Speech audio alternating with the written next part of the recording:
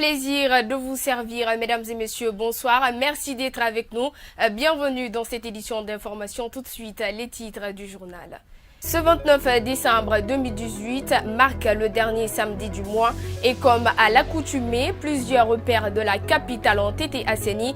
Une occasion mise à profit pour rendre Conakry salubre. Les détails, c'est dans ce journal. Le combat continue pour le SLEG après 3 mois de grève.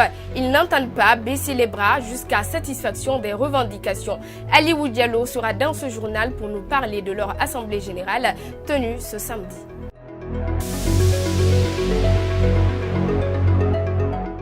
Tout d'abord, le syndicat libre des enseignants et chercheurs de Guinée continue sa lutte pour l'obtention des 8 millions comme salaire de base. Après 3 mois de grève et gel de salaire, ils disent être plus que déterminés à aller jusqu'au bout du combat. Ce samedi même, les enseignants sont venus nombreux à l'assemblée générale de cette structure syndicale. Une rencontre qui a aussi connu la présence des secrétaires généraux des préfectures du pays. Aliou Diallo et Ibrahima Paï Kamara pour nous en dire davantage. Tout a commencé par la présentation des secrétaires généraux venus de l'intérieur du pays. Cette énième assemblée générale des enseignants montre leur détermination, disent-ils. C'est dans cette salle pleine que la rencontre s'est déroulée. Le secrétaire général est revenu sur les différentes sorties médiatiques du Premier ministre. Dans cette phase décisive de notre combat, le Premier ministre a fait une déclaration selon laquelle tout enseignant qui ne se présenterait pas à l'école à la date du 31 décembre sera radié. Puisque nous sommes à une phase très décisive. Suite au gel de salaire qui a causé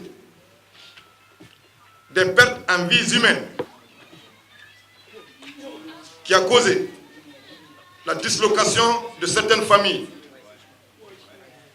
qui a fait aujourd'hui en sorte que, face à toutes ces menaces, à toutes ces intimidations auxquelles nous avons résisté jusqu'à maintenant,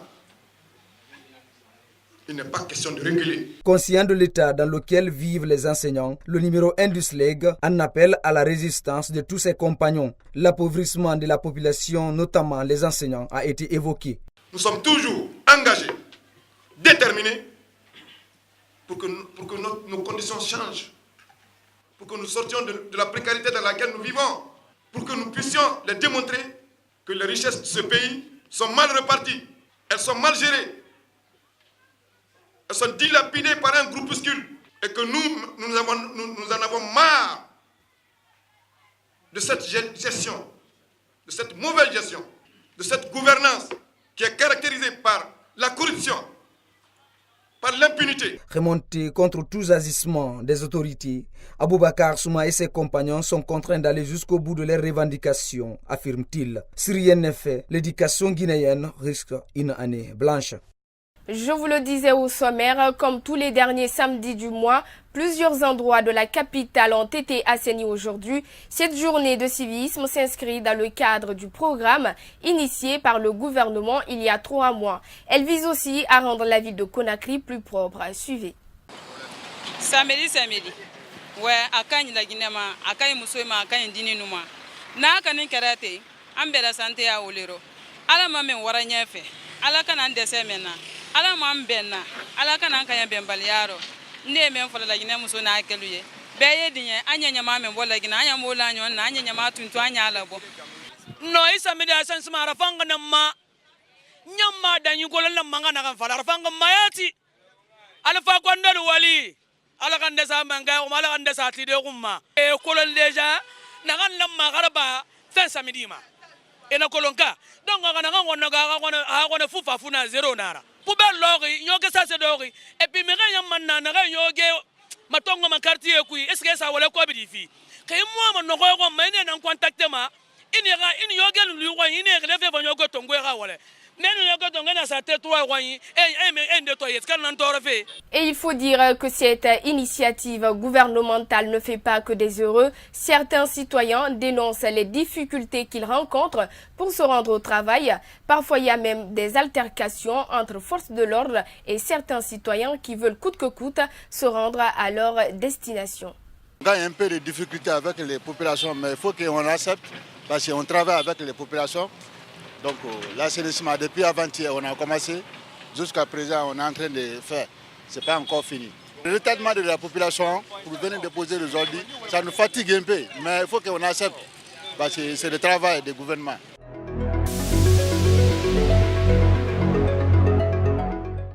Sport à présent, en Ligue 1 du championnat de football guinéen, le choc des promus s'est soldé sur le score de 0 but partout. Le Satellite a été contraint au nul par le club olympique de Koya au stade de la mission de Kaloum. Abdoulaye Momo Fofana était sur place.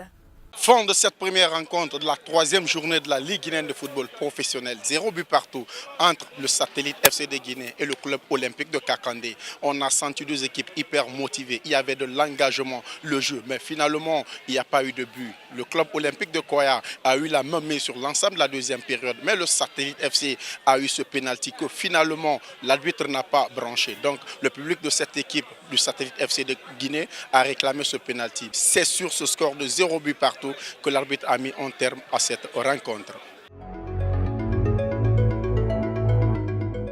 En interactualité, à un peu plus de 24 heures des élections générales en RDC, une réunion s'est tenue vendredi dans la capitale Kinshasa à l'initiative de la communauté de développement des États de l'Afrique australe, SADC, et de la commission électorale. Elle a rassemblé des candidats à la présidentielle ou leurs représentants.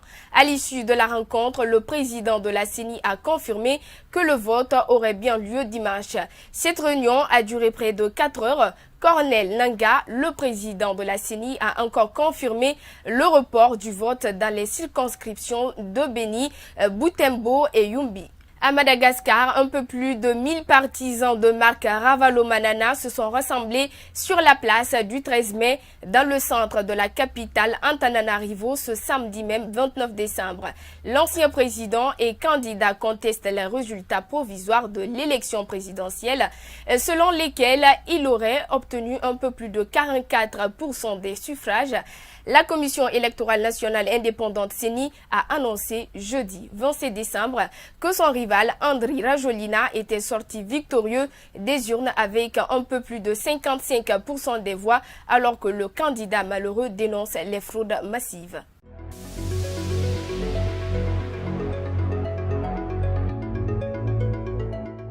Dans le reste de l'actualité, au Venezuela, 9 militaires ont été condamnés à des peines de prison pour complot contre le président Nicolas Maduro. C'est ce qu'a annoncé le tribunal suprême de justice mercredi. Le projet date de 2014, mais ces condamnations ont lieu alors que les arrestations se multiplient dans le pays et que Nicolas Maduro se dit constamment visé par des complots pilotés de l'étranger. Mesdames et messieurs, ce journal a été réalisé par l'ensemble de la rédaction. Merci à tous de l'avoir suivi et très bonne suite de programme sur Star 21 TV, la télé du 21e siècle.